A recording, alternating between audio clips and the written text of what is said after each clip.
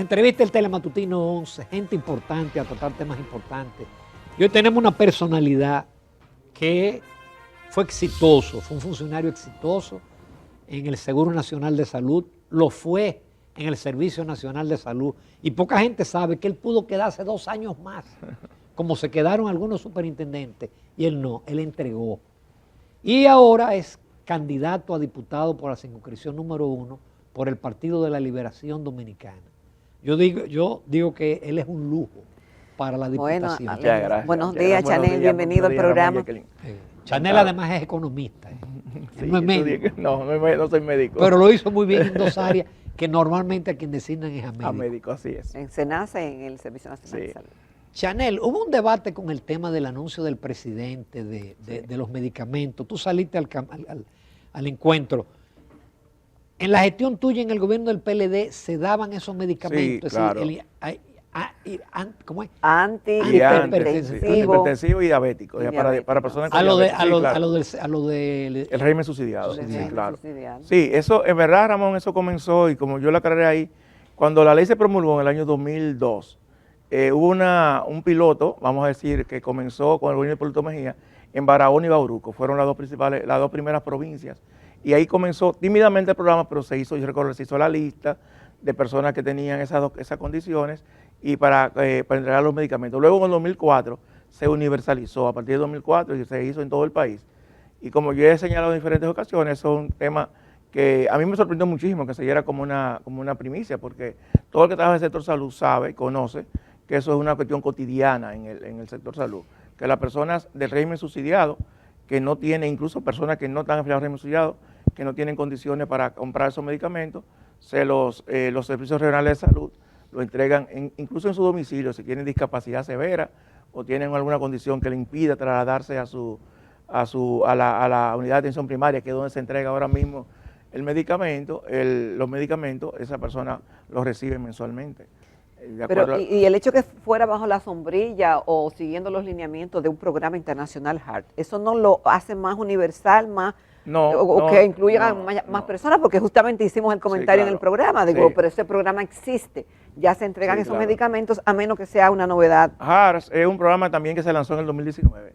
Yo recuerdo la rueda de prensa que se hizo, lo vi incluso en estos días, lo estuve buscando, porque lo lanzamos tanto el ex ministro Sánchez Cárdenas como yo, hicimos ese lanzamiento. Lo que pasa es que ahí vino el COVID y no se pudo aplicar en su totalidad. Ahora, HART es lo que es también, es lo que se hace cotidianamente. Lo que pasa es que se le puso ese nombre a nivel internacional, pero eso lo que tiene que ver es con medicamentos a los enfermos que tienen enfermedades crónicas, promover el ejercicio, promover la vida sana, promover espacios que la gente pueda hacer ejercicio. Eso es lo que es, en definitiva, que es lo que tienen que hacer los servicios de salud. Lo que pasa es que la OPS le puso ese nombre como una forma también de vender que salud es sobre todo eso, es estimular mejores condiciones de vida y mejor estilo saludable. Pero es lo que cotidianamente, reitero, debe hacerse de los servicios de salud. Un anuncio que se hizo también es la entrega de medicamentos en la farmacia del pueblo, o sea, que las personas van a una receta. O una receta que se dan en las unidades de atención primaria y luego pasan por la farmacia del pueblo a buscar medicamentos. Eso también nosotros lo hicimos en el 2007, ahora tuvimos que suspenderlo por lo siguiente. Recuerdo que cuando se lanzó, comenzaron la protesta en el sur y en el este. Y cuando investigamos, ocurre lo siguiente, y esa situación no ha cambiado.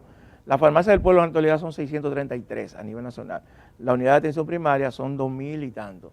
La gente decía, a nosotros nos queda mucho más cerca de nuestra casa, de nuestra vivienda, la unidad de atención primaria, porque nosotros tenemos que ir, coger un motoconcho, ida y vuelta, o ir en un minibús para buscar los medicamentos de las farmacias del pueblo. Y por eso se suspendió y se siguió dando, además que eran 2 viajes que había que dar. Exacto. Porque no en todas las unidades de atención primaria hay farmacias del pueblo, reitero, son 633 farmacias que hay a nivel nacional y hay 2000 y pico de unidades de atención primaria. Y por eso se siguió dispensando los medicamentos en la unidad de atención primaria.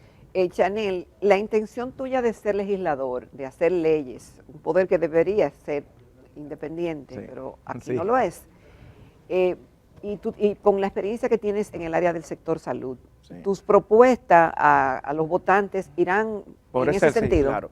Mira, nosotros tenemos un reto importante, el próximo Congreso tendrá un reto importante, varios retos, o sea, ya los organismos internacionales incluso están llamando la atención en el sentido de que República Dominicana tiene que hacer reformas estructurales si quiere mantener ciertos ritmos de economía. Nosotros tenemos retos tan importantes como la modificación del Código Laboral, que se está discutiendo desde hace un tiempo. Tenemos retos, posiblemente una reforma fiscal o un nuevo pacto fiscal. Es decir, hay un sinnúmero, el tema eléctrico, que es un tema también que requiere una atención especial, porque nosotros nos estamos endeudando prácticamente en gran parte para pagar energía que se transmite pero que no se cobra, se pierde, vamos a decir. Y uno de esos retos también tiene que ver la Ley de Seguridad Social, que tiene 20 años ya de promulgada y que lógicamente hay aspectos importantes que hay que modificar. Uno de esos aspectos tiene que ver con el tema de las pensiones. Ustedes saben, varios economistas han llamado la atención en ese sentido, que ya en el 2030 nosotros vamos a comenzar el sistema a dar pensiones masivamente. Y hasta ahora los estudios que se han hecho indican que las pensiones que se van a entregar a las personas es alrededor del 22 a un 25% y algunos casos... ¿En el 2030? Poco, sí. Algunos casos un 30% de su último salario. Para ser más explícito, una persona que gane 10,000 pesos recibiría 2,500 pesos de pensión, o 3,000 pesos. Entonces, eso no da ni para la aspirina. Así mismo es, así mismo es. Entonces, ese es un reto importante que nosotros tenemos y que le corresponde al Poder Legislativo. Ustedes saben que ahora mismo hay dos proyectos. Hay un proyecto que está ya en la Cámara. Hay una comisión bicameral que lo ha estudiado y rindió un informe, pero ese informe no fue conocido por el Congreso. Y hay un proyecto que trabajó en el CES, en el Consejo Económico y Social. Se trabajó con los partidos políticos, con los sindicatos, con los empresarios, la sociedad civil, que tengo entendido que lo tiene el presidente de la República y que debe también ser sometido. Entonces, ese es uno de los grandes retos que tenemos nosotros como país, la modificación de la Ley de Seguridad Social. Hay otro tema también importante que ustedes saben y es un tema que ha sido crucial en estos últimos años, que es el programa de alto costo, que es un programa importantísimo porque cubre medicamentos a personas que no están aseguradas o medicamentos que están fuera del catálogo que ofrece la Seguridad Social. En América Latina, de acuerdo al Banco Mundial, la segunda causa de empobrecimiento de la familia y de quiebra de microempresas y empresas es la ausencia de un seguro que cubra estos medicamentos, porque la verdad que es un tratamiento bastante costoso. Pero ese programa que se otorga desde hace varios años no tiene un marco legal, es decir, es un programa que está sujeto a la voluntad o no de los gobiernos, del Ministerio de Salud Pública. Y nosotros... Pero funcionó bien en el anterior gobierno. Así ha funcionado muy bien, pero para evitar lo que ha ocurrido ahora es importante que haya un marco legal que lo proteja, que establezca su financiamiento, su cobertura, de forma tal que no esté sujeto, reitero, a las decisiones de quienes estén en ese momento dirigiendo el Ministerio de Salud Pública. Y nosotros estamos proponiendo establecer por ley un programa de medicamentos de alto costo, como se le llama en otros países, enfermedades catastróficas. Esa es una de las propuestas, y una propuesta también que tenemos, es un tema que nosotros hemos olvidado en este país, que es el tema de la atención al cuidado.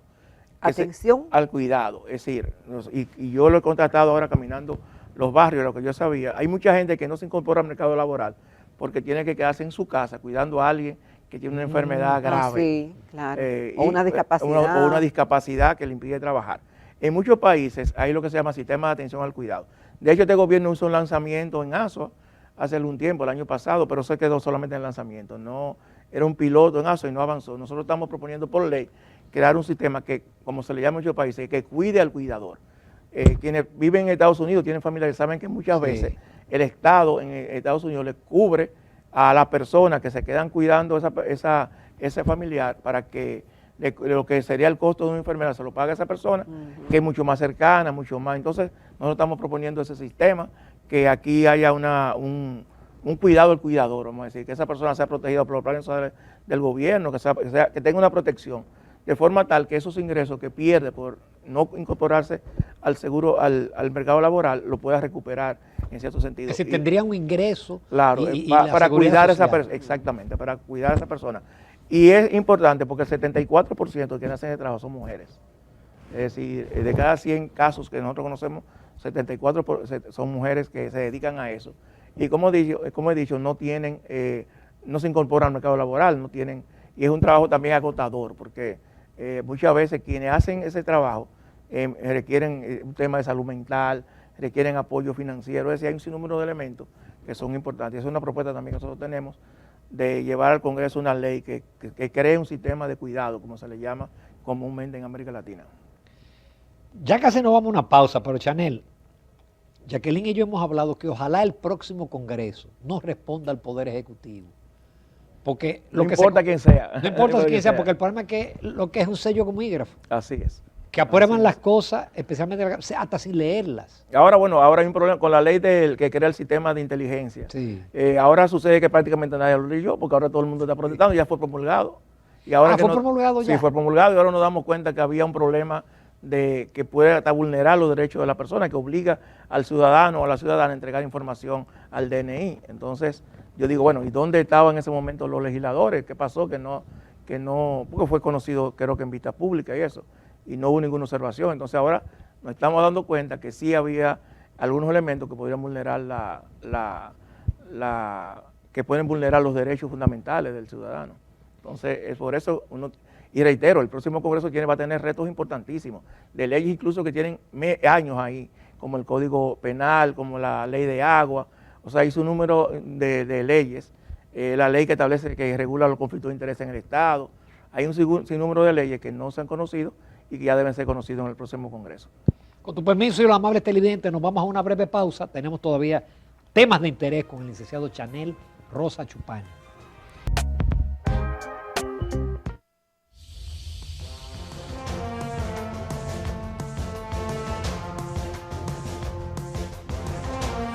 Continuamos esta mañana en Telematutino 11, nos acompaña el licenciado Chanel Rosa Chupani, quien es candidato a diputado de la circunscripción número 1 del Distrito Nacional por el Partido de la Liberación Dominicana. Chanel, ya estamos en la recta final, falta poco tiempo, ya estamos en pura política. ¿Cómo tú ves? Dentro de un mes tenemos elecciones municipales. Municipales, justamente en un mes. Exactamente. Y las congresionales y presidenciales. En mayo. En mayo, así. Eso es ya. Saliendo dentro de un mes comenzamos entonces ya la recta final de la campaña presidencial y congresionales. ¿Cuál ha sido tu experiencia, Chanel, como candidato? Porque se dice siempre que la competencia es desigual, que se necesitan muchísimos recursos, Sí. que el que está en el gobierno tiene ventaja comparativa con relación a los demás candidatos, que cuesta mucho hacer política, que hay que ir por los barrios, que hay que hacer caravanas, etcétera. ¿Cuál ha sido tu experiencia? Hay que hacer locro y paquetada. ¡Ay, sí! Que ha estado muy de moda recientemente. Sí, sí, no. No, claro, sí. aquí no hay duda que nosotros tenemos que avanzar en el tema de cómo hacemos la campaña política. Primero que son muy largas, demasiado largas. La Junta Central Electoral no tiene mecanismos para sancionar a los candidatos que violen la ley. Por ejemplo, aquí ha prohibido los afiches. Pero los partidos no quieren. No quieren, los partidos no quieren, Porque exactamente, pero sí, ese es el principal tema. Y esta ley un poco hasta retrocedió. Uno esperaba que la ley electoral que se modificó contemplara esas modificaciones, debido a que el PRM durante muchos años criticó ese tema, pero igual sigue manteniéndose el tema del financiamiento, que sigue sumamente alto. Imagínate tú, el tope de financiamiento para un diputado de circunscripción 1 son 20 millones, alrededor de 20 millones de pesos, el tope, o sea, que eso es una suma sumamente altísima. Pero que inclusive se puede violar porque no hay mecanismo de Además, control. no hay mecanismo porque hasta de control, 40, ni de sanción tampoco. La sanción es muy... Y como no hay mecanismo de verificación, quienes tienen más recursos, ustedes ven que aquí hay diputados que tienen, hace meses, que tienen vallas publicitarias en diferentes partes de la circunscripción, en la 1, por ejemplo. ¿Tú no tienes valla, Chanel? No. ¿Cuánto cuesta una valla? Una valla, dependiendo de donde esté ubicada, pero una valla aquí en el perímetro central cuesta alrededor de los 150,000 pesos mensuales. Mensuales. Una sola valla. Imagínense ustedes. Una sola valla. Tiren numeritos. Tiren número ahí. Exacto. Entonces, lo que uno hace, lo que nosotros hemos estado haciendo en estos meses, contacto directo con la gente. Por ejemplo, anoche estuvimos en Manganagua reunidos. Pero tú tienes una agenda. Sí, claro, un programa. Un programa, claro que sí. Antes de ayer estuvimos en San Carlos, hoy vamos a estar en Los Kilómetros esta noche. Nosotros generalmente hacemos ese tipo. Hoy tenemos dos actividades, una con el candidato a la alcaldía, con Domingo Contreras, a las 6 de la tarde, y luego a las 7:30 hay un grupo de comunitarios en el kilómetro 8,5, con el cual nos vamos a reunir. Porque la gente tiene la impresión que la circunscripción 1 es Naco, Piantini, no. Es decir, la circunscripción 1 claro tiene no. áreas que son de claro, pobreza. De mucha pobreza y muy marginada. O sea, ahí, por ejemplo, Los Kilómetros, en Manganagua, ahí en La Chorrera, todos esos sitios por ahí, son áreas bastante marginadas. Manganagua es una ciudad casi. Una ciudad, así es. Entonces, estamos en eso es lo que hemos priorizado, el contacto en los medios de comunicación, el contacto con las personas, escuchar más que hablar. escuchar a la gente, sus experiencias que han tenido con otros. Y mira, afortunadamente uno, y por eso yo siempre le digo a la gente joven que hace política, que cuando esté en una posición, trate de hacer el trabajo cercano, y a la gente, yo no recibe tantas satisfacciones de tanta gente. Anoche me decía una persona, una señora, me decía, mire, yo estoy aquí en esta reunión, porque una vez yo estaba en Senasa, fui a Senasa, y en vez de yo acercarme a usted fue que se acercó a mí, me preguntó, ¿qué a usted le pasa? ¿En qué podemos servirle? Y eso a mí como que desde ahí me llegó tanto, que yo estoy esta noche aquí. Entonces, ser cercano, cuando uno tiene una posición en la cual puede resolver los problemas de la gente, uno sentirse realmente que es un servidor público, en el sentido que uno está ahí porque ese ciudadano o esa ciudadana es que le paga su sueldo. Yo creo que eso es lo mejor y eso reditúa bastante. Qué pena que no todos piensen así. No, eso es un tema, pues sabes que los decretos aquí a veces vuelven locos a la gente, pero eso reditúa finalmente porque el cariño de la gente yo lo he notado y lo he sentido en diferentes barrios y sectores de la capital, en todas las clases sociales, afortunadamente. Chanel, ¿y cómo está el PLD, que obviamente fue golpeado al inicio de esta gestión con los casos de corrupción, pero eso se ha ido como diluyendo, y el hecho de que los casos de este gobierno no hayan sido también claro, exacto, un poco invalida todo ese proceso, vamos a decir, pero el partido, además del tema de la división, se ha ido recuperando. Domingo Contreras, que es nuestro candidato a alcalde y que tiene propuestas interesantes. Domingo Contreras es un municipalista y lo ha demostrado en la propuesta que hace, que son propuestas... Él estuvo en esta semana acá. Sí, yo lo vi.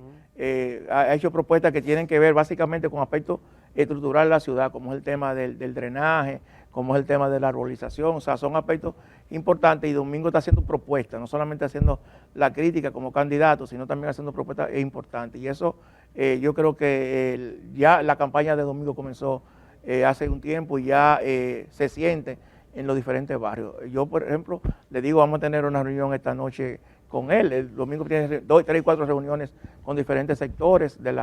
Igualmente estamos haciendo campaña conjuntamente con el candidato a senador, Omar Fernández, y eso también ha dinamizado la alianza, también ha dinamizado la oposición y, lógicamente, la situación que tiene la gente con los altos costos de la vida, que son los problemas fundamentales. La gente, cuando tú vas a los barrios, hay eso, el alto costo de los alimentos, los medicamentos y el tema de la seguridad ciudadana, que sigue siendo todavía un tema pendiente.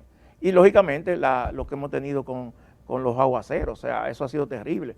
Aquí hay comunidades, hay lugares que, por ejemplo, el otro día tenemos una caminata cerca de Manganagua y cayó un agua y rápidamente tuvo que suspenderlo todo porque parecía que hubiera sido un diluvio. Y sin embargo fue un agua normal que en otro tiempo no ocurría lo que ocurrió en ese momento. Chanel, aprovechando tu condición de economista, porque hace años que se habla de la reforma fiscal, pero ningún gobierno ha implementado la reforma fiscal. Inclusive ha habido momentos importantes donde el entorno internacional era favorable y ese era el momento. Sí. Ahora se dice que el próximo gobierno... Tiene que hacer sí o sí. Esa es una posición que tiene muchos sectores. Ahora, quizás hay mucha gente que está de acuerdo con eso, muchos sectores. Ahora, eso pasa como con la ley de seguridad social. ¿Qué vamos a reformar? Una eventual reforma fiscal. O sea, nosotros, si bien es cierto, tenemos una presión tributaria baja, de la más baja de América Latina, tenemos una dificultad y que esa presión tributaria recarga mucho a la clase media. Entonces, nosotros no podemos hacer una reforma fiscal, una próxima reforma fiscal que siga recargando a los sectores de clase media o de menores ingresos, porque cuando tú mides la presión tributaria en esos sectores es altísima. Pero en nuestro país también se sigue endeudando alrededor de un 3% del PIB anual para cubrir los gastos del gobierno y ya los organismos internacionales están llamando la atención en el sentido de que eso puede tener una situación de insostenibilidad a corto o mediano plazo. Entonces, en nuestro país tenemos que buscar una solución. Como decía anteriormente, está el tema eléctrico también, que es un tema pendiente.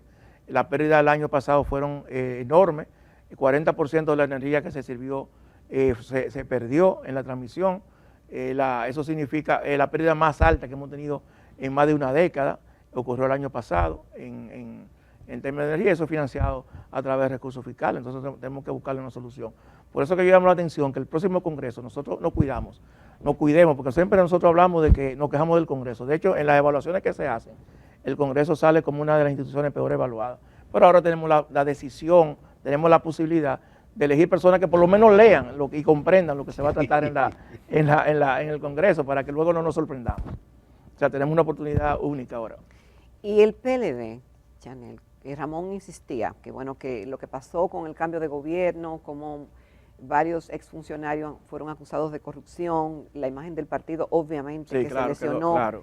Entonces, la división ahora, también. La división, entonces, ¿cómo tú sientes al partido? Mira, el partido y el apoyo, ¿cómo está esa integración? El partido ocurrió, pasó por esos momentos que ustedes señalan, pero el partido aprovechó para hacer varios procesos internos. Hizo un congreso en el cual modificó sus estatutos en diferentes aspectos que promovían mayor participación de la gente, eligió un nuevo comité central, un nuevo comité político, y yo creo que eso, hemos tenido en estos 3 años alguna tarea que ha permitido al partido internamente que se esté dinamizando y movilizando. Lógicamente, ahora con el tema electoral hay una también una movilización importante en todo el país.